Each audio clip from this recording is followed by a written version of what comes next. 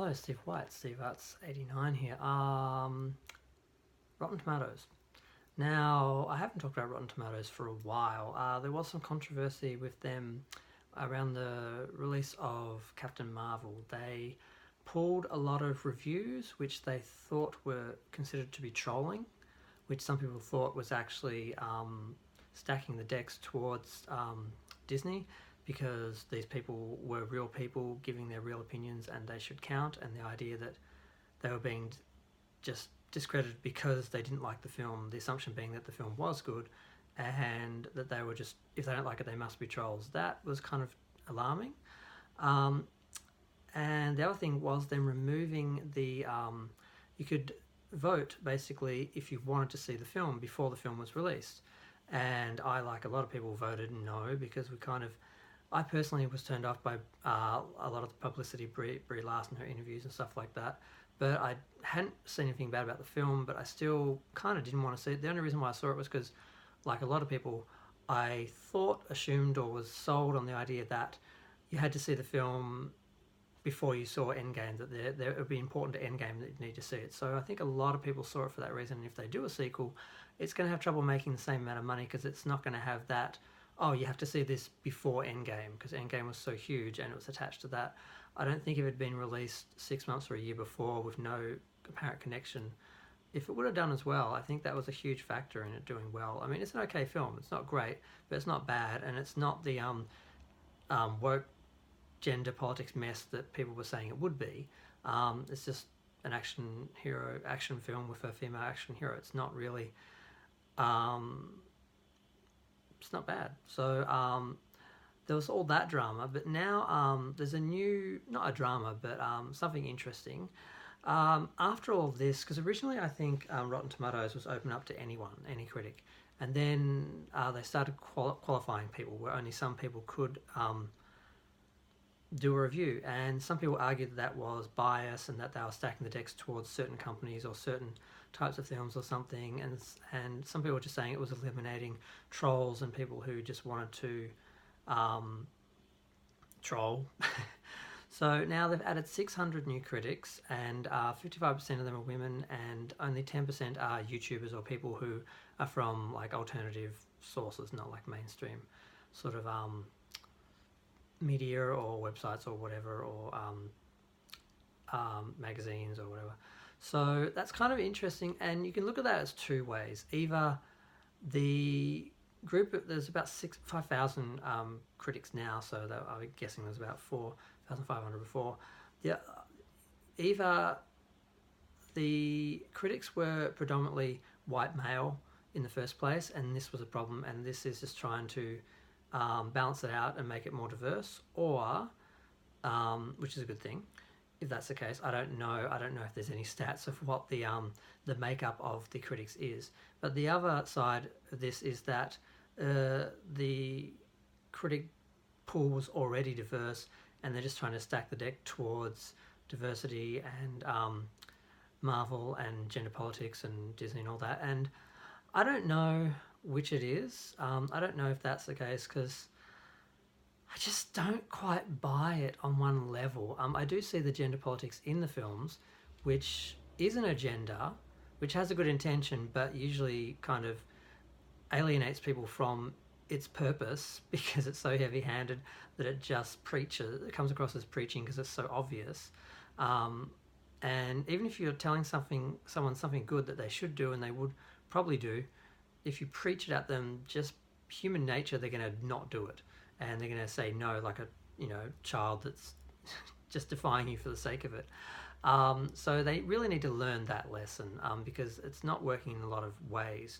Even though, as a gay man, I understand diversity and representation are important, because I have been hurt by the patriarchy as well. Because white males don't necessarily like me because I may be a white male, but I am gay. So I automatically I get to wave the minority card as well. So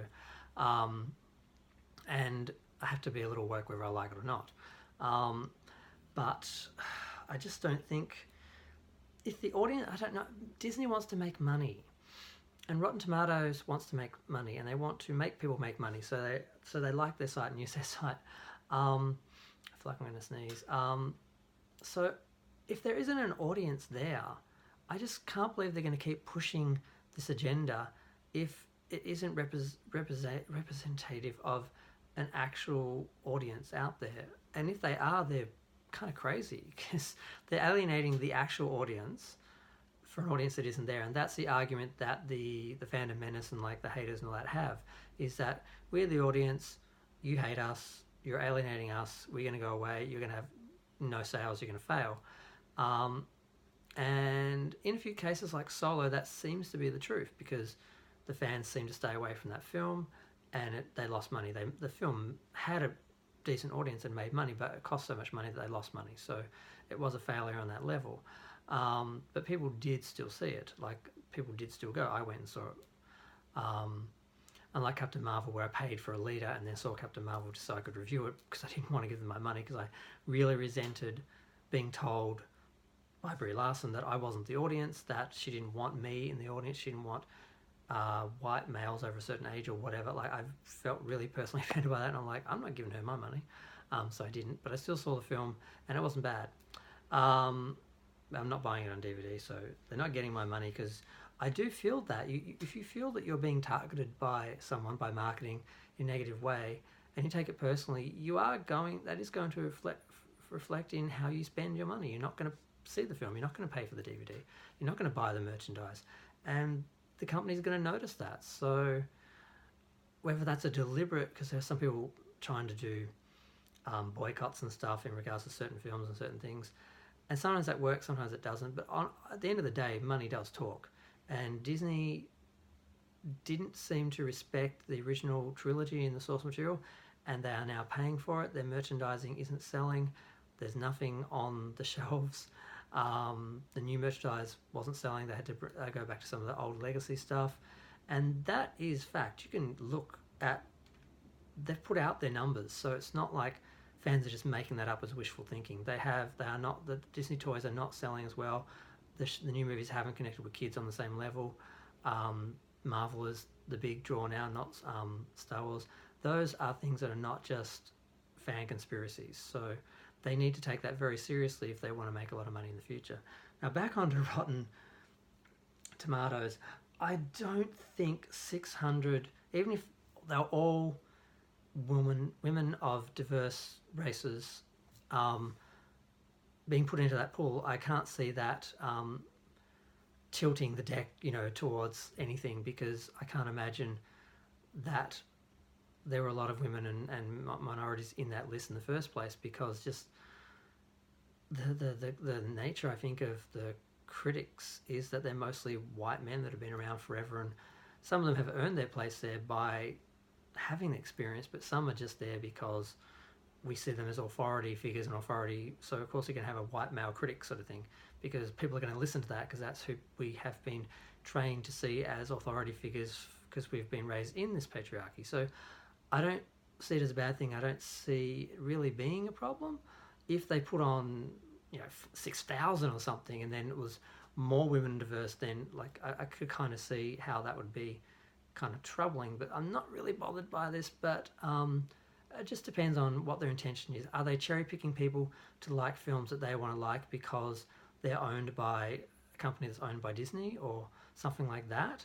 Is it that sort of agenda, or is it an actual attempt at equality and balancing out, where you're having the critic pool represent the actual audience, because that's who they want to hear from.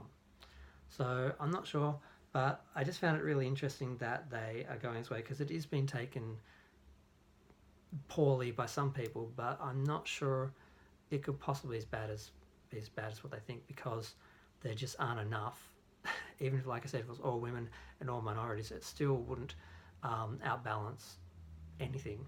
So unless they've been cherry picked to actually push particular films, it's not really a problem. But I just think they should open it up.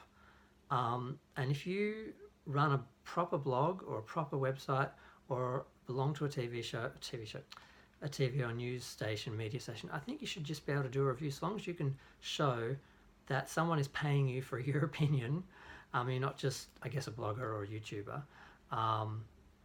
You should be able to do a review, to be a critic on that page. It shouldn't just be the ones that they appear to have cherry picked, which they may not have, but they may also have, because it really people go there to find out the truth. They want to find out if this film is good, if people like it, and if the only people that are speaking on that site are cherry picked to like something or respond in a certain way, it's not fair to the community. It's not fair to the audience. So I just want them to be honest. I just want to be able to go to there and go to Rotten Tomatoes and know that I'm going to hear what people think, whether critics or people or audience.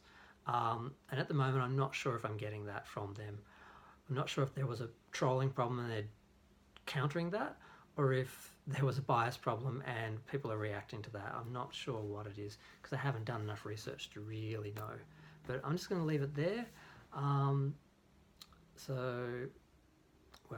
We'll see what happens. I think it will be revealed in time. If suddenly it's just a Disney shill site, totally 100%, it's going to make itself apparent, because people aren't stupid. That's why a lot of people are turning from critics and going to YouTubers and bloggers, because they feel like they're getting an honest view. So we'll just see what happens. Thanks. Bye.